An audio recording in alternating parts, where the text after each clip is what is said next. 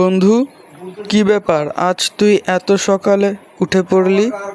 ভূমিকম্প হয়েছে নাকি? আজ থেকে আমি নতুন জীবন শুরু করব, তাই এত সকালে ব্যায়াম করবার জন্য উঠেছি। তুই আর ব্যায়াম, এই বিষয়টা কে বুঝালো তোকে?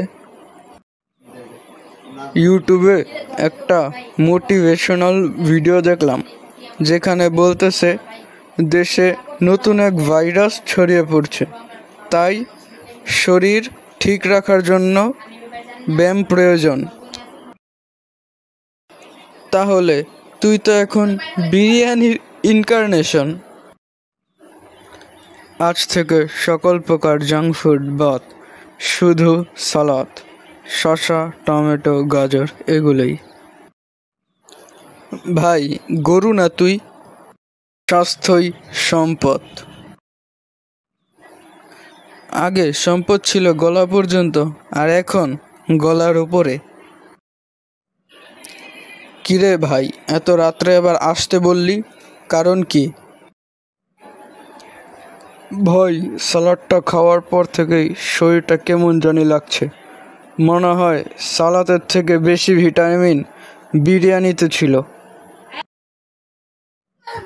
হা হা হা, তোর পেট মনে হয় আরো খাবারের জন্য বিদ্রোহ করছে। তাড়াতাড়ি গিয়ে বিরিয়ানি খা, দেখবি ঠিক হয়ে যাবে। ভাবতাছি এই সপ্তাহটা শেষ হলেই চার্ট উইক দেব, ওই অনুযায়ী সব কাজ করব। তাহলে বিরিয়ানি খাবি কে? হা হা হা। কিরে ভাই, তুই এই বিরিয়ানির দোকানের সামনে কি করছিস? তুই না ডাইটে আছিস? আরে ভাই, তুই এখানে কি করছিস? তুই যেমন লুকিয়ে লুকিয়ে বিরিয়ানি খেতে এসেছিস, আমিও এখানে বিরিয়ানি খেতে এসেছি। আগে বল, তুই না ডাইটে ছিলিস? তাহলে তুই বিরিয়ানির দোকানে কেন এসেছিস?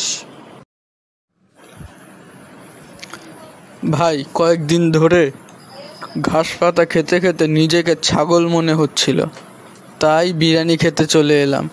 আমি যে বিরিয়ানি খেতে এসেছি এই কথা তুই কাউকে বলিস না, নাহলে সবাই আমাকে নিয়ে মজা করবে। তাহলে আমার বিরিয়ানির টাকাটাও তুই দিবি, না হলে আমি সবাইকে বলে দেব যে তুই বিরিয়ানি খেতে এসেছিস। ভাই, এতগুলো টাকা এখন আমার কাছে নেই, তুই অল্প কিছু দে, বাকিটা আমি দেব। কাউকে বলিস না প্লিজ। তাহলে অল্প কিছু কথাই আমি সবাইকে বলে দেব যে তুই বিরিয়ানি খেয়েছিস, এতটুক বললেই সবাই বুঝে যাবে। ওফ, অনেক খরচ। যা, তোর টাকাটাও এখন আমি দিয়ে দিচ্ছি, প্লিজ তুই কাউকে বলিস না। তাহলে আমার খুশিতেই তোর ভালো, চল এবার গিয়ে বিরিয়ানি খাই।